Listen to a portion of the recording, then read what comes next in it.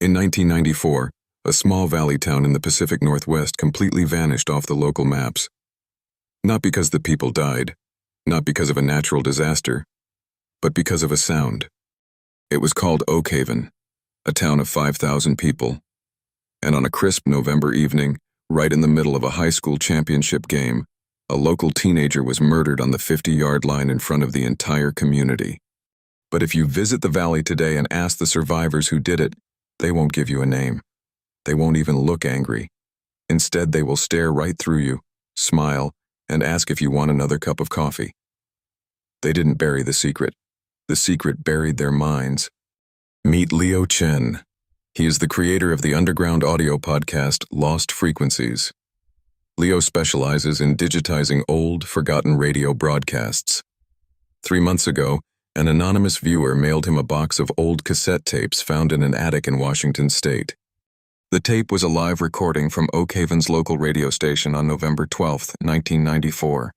Right at 8:42 p.m., the broadcast was interrupted by a blood-curdling scream, followed by the sound of panic over the stadium loudspeakers. A murder was happening live on the air.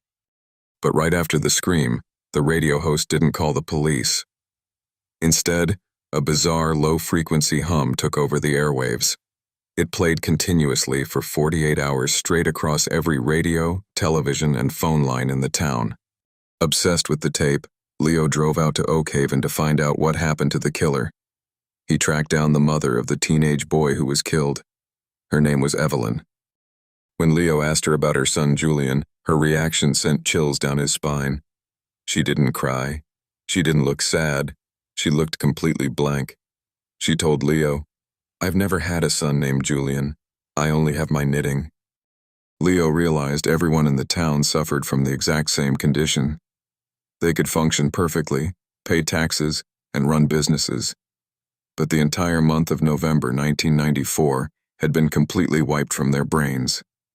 The murder of Julian had been scrubbed clean. Leo needed to know what that hum on the radio tape was. He brought a military-grade audio transceiver to the town's central broadcasting tower, located right behind the high school football field. That's when he discovered the most horrifying detail of all. The hum wasn't a historical event. The hum was still playing. It had been broadcasting on a sub-audible frequency, completely silent to the human ear, but constantly vibrating through the skulls of the townspeople for over 30 years. It wasn't a cover-up by the killer. It was a mass psychological experiment by a government defense contractor hiding in plain sight. When the brutal murder threatened to tear the volatile town apart in 1994, the contractors turned on the frequency to calm the population. It worked too well. It didn't just calm them, it locked the trauma behind a permanent acoustic wall. Leo tried to turn off the transmitter, but the moment he cut the power, the entire town woke up. For exactly 3 seconds, 50 people in the streets shrieked in absolute agony as 30 years of grief hit them all at once. And then, the backup generators kicked in. The hum returned, and they smiled again. Leo's podcast never aired a second episode. His channel went completely dark.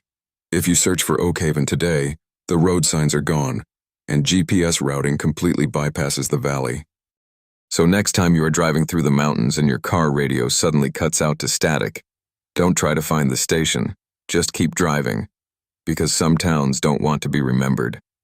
If you want to support independent mystery investigative content, make sure to like this video and subscribe to the channel. Let me know in the comments below. If you could choose to vibrate away your worst memory forever, would you do it? Stay safe out there.